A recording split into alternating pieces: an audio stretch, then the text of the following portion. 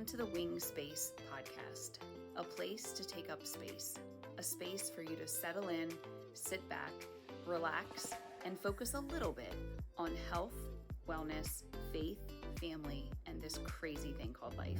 This podcast is not a replacement for mental health treatment or professional health care.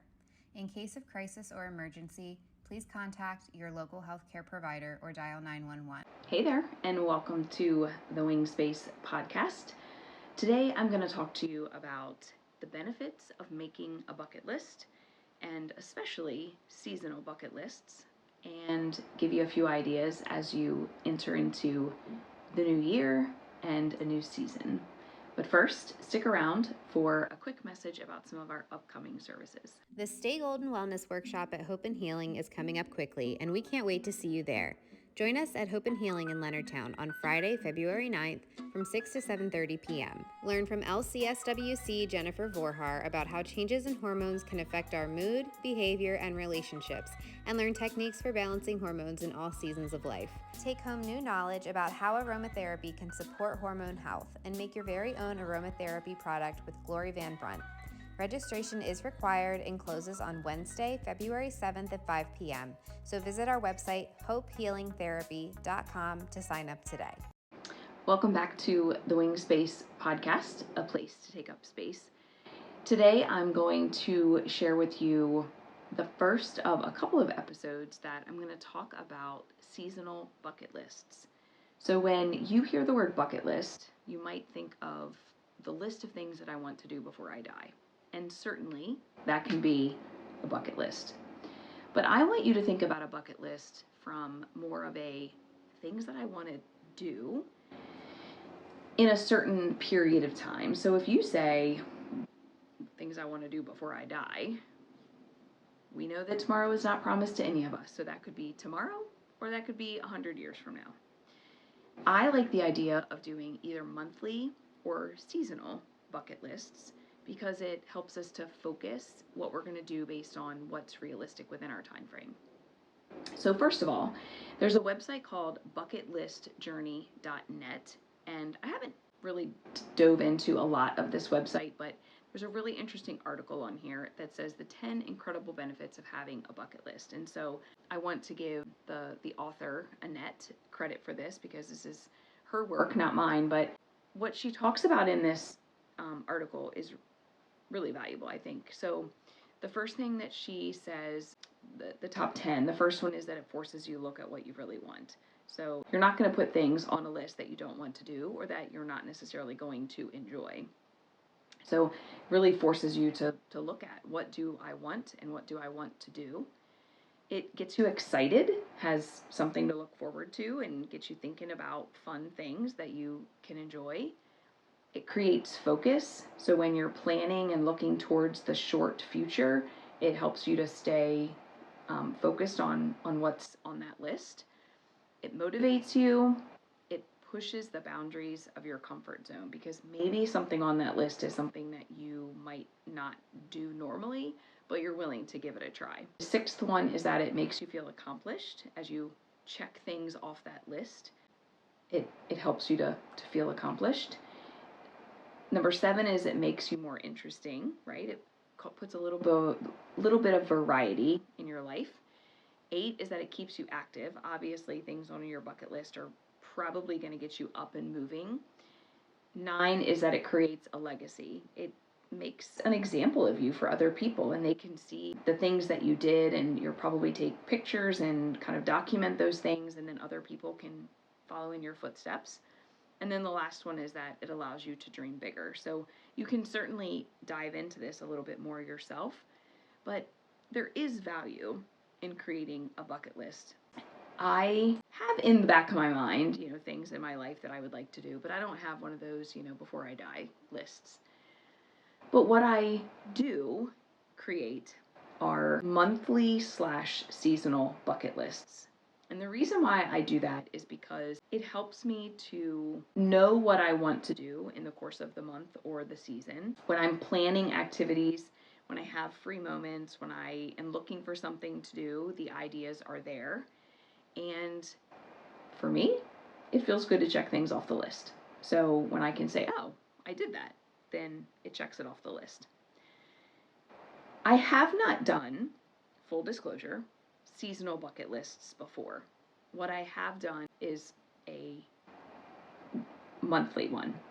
So, for instance, in the month of December, my bucket list included watching a Christmas show, making gingerbread houses, watching Christmas movies, doing a Christmas lights drive, having a game night, a pajama day, baking cookies, reading Christmas books. We have a basket of Christmas books that we've acquired over the course of years, and there's some in there that I don't think I've ever read. Hallmark movie marathon, having fancy hot cocoa, going to the movies, listening to Christmas music, having a date night, feeding the birds, knitting a hat, and having a facial. So some of those are related to the season, Christmas lights and gingerbread houses and stuff. They're related to Christmas time. Some of those are related to winter time. Having a facial, it's good, taking care of your skin in the winter. Feeding the birds. I feel bad for the little birdies when, maybe there's not a lot of food out there. But it helps to just direct some of the activities that we want to do over the course of a month. So we've made gingerbread houses, we've watched some Christmas movies, listened to Christmas music. I certainly have had some Hallmark movie marathons, had my facial. I'm not going to check all these things off my list. It's December 21st when I'm recording this, so happy first day of winter. And I'm not going to get all these things checked off my list before the end of the month, and that's okay. Because at least I know that I got a handful of these taken care of, and it's, for me, it's not like, oh man, I didn't accomplish those things, and I feel bad about myself. I look at the list and say, what are some things that we could do next month? Maybe we're not going to have a game night this month. We could maybe do that next month. So I might move it over to January. But it just helps to fill gaps with fun activities that I won't spend the end of the month going, oh, I wish we would have made gingerbread houses.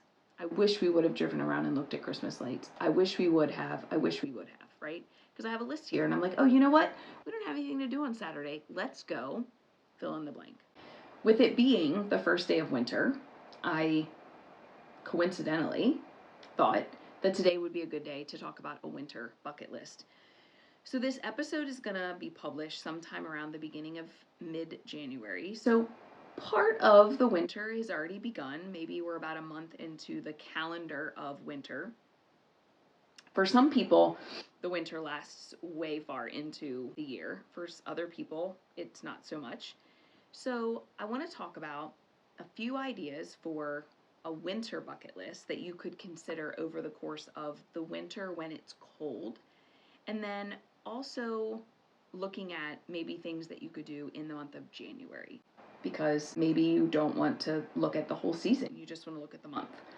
So over the course of the winter, you might consider things like building a snowman. Now, it seems simple, but most of you that are listening are adults, and I would ask you, when was the last time you built a snowman? And if you can remember the last time you built a snowman, was it a stressful, unhappy time? Probably had a really fun time making a snowman. And then watching it melt in your front yard.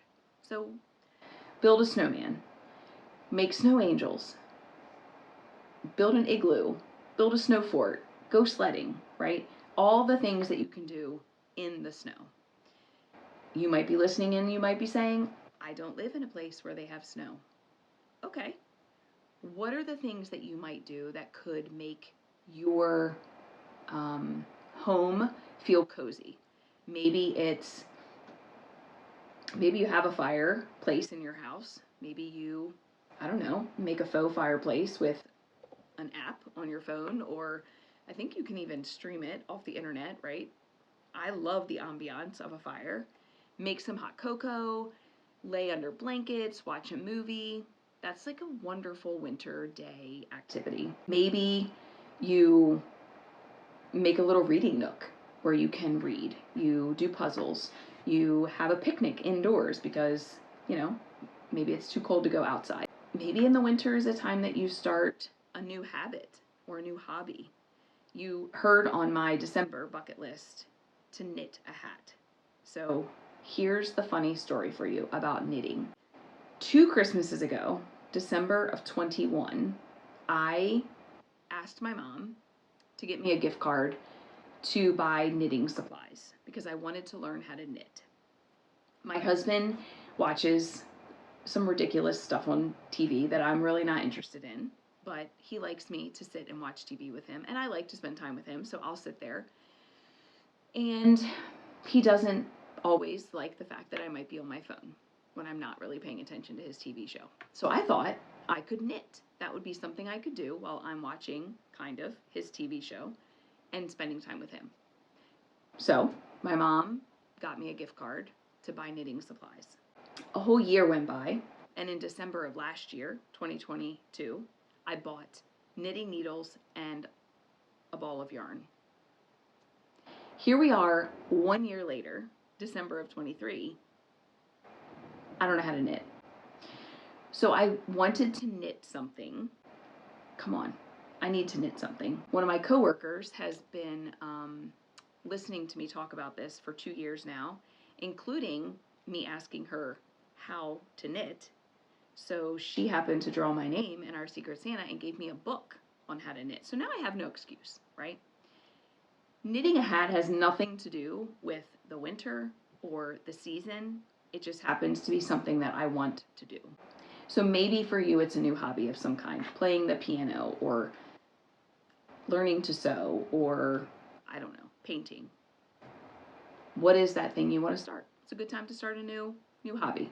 Maybe it's some fun food. You want to have, chili and cornbread, or you want to make a fun family soup, or you want to make homemade pizzas. Just think about things that your family, you enjoy doing, and make a list and use that list to fill time. I'm not saying use it to fill time just for the sake of filling time, but sometimes we're like, okay, we have nothing to do tomorrow. What are we going to do? Well, maybe we're going to stick around the house tomorrow and I'm going to read a book. Sounds good. Maybe the winter bucket list seems too big for you. I'm actually just noticing this list that I put for December actually says winter bucket list. It doesn't say December. So I feel okay moving some of those things from December to January because my January list is at this time empty. But if I wanted to just do January or month to month, then maybe I'm going to consider what that month looks like in the place that I live. If I don't have snow, then I'm going to take those things out. Maybe it's starting a new planner. Maybe it's celebrating Martin Luther King Day. Maybe it's doing some volunteer work. Maybe it's some other birthday or celebration that's within the month that you want to enjoy. Make that list, include your family, talk about those things, and then engage in some of those activities. Bowling, game night, going for a walk in the winter. Have you guys ever bundled up and gone for a walk in the winter? It is really interesting. My husband and I went with some of our dear friends to Maine when I was pregnant with our oldest son, and it was 18 below zero. And we went for a walk in Acadia National Park, and it was absolutely beautiful. The stream was frozen. There was like icicles on trees. Lots of birds and squirrels were running around. And if we would have just stayed in the house, we would not have seen that. So maybe you bundle up and go for a walk. Making bird feeders. Maybe you want to stay inside and start the year with a declutter. Declutter the closet, go through shoes. Make a plan for the year. Catch up on some movies or whatever kind of fills that space that you feel good about. Some of the months are a little bit maybe easier to fill because there's a holiday involved. So, if you think about February, for instance, right, you have President's Day in there, so maybe you do something historical or go to a museum. There's Valentine's Day in there, so maybe it's a date night or making Valentines or baking cookies or something related to the holiday. I've talked in season 1 about doing a survey of the year in order to plan for the next year. And bucket lists are kind of an opportunity for you to look at, for example, I can look at my December list and say, okay, I got a handful of those things done. Now, what of those things do I want to move to January? So I'm going to survey December. I'm going to add those things to January. The things that I want, maybe I don't move them. And I'm going to incorporate the things that are happening. So bucket lists are an opportunity for you to stay a little focused, to have a little fun, to create memories, to share experiences with your family and with your friends. Take the pictures. Use social media as a journal if you want. People say if it's not on social media, it didn't happen, right? So I love looking back on memories on social media and seeing the fun things that we've done. Do the fun things. Make the list. Share it with your family. Make the memories. And don't go through a season getting to the end and say, I wish I would have. Because at the end of the day, there is no do-over. You don't get an opportunity to do this day again. You don't get an opportunity to do this season again or this month again. So make the best of it and encourage your family to help you make the best of it. It's not the worst thing in the world to have to make some gingerbread houses. It's not the worst thing in the world to have to go play in the snow.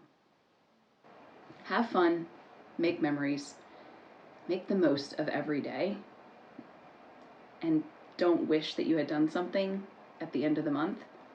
Put it on that list and make it happen. I would love to know what is on your bucket list for January or the winter.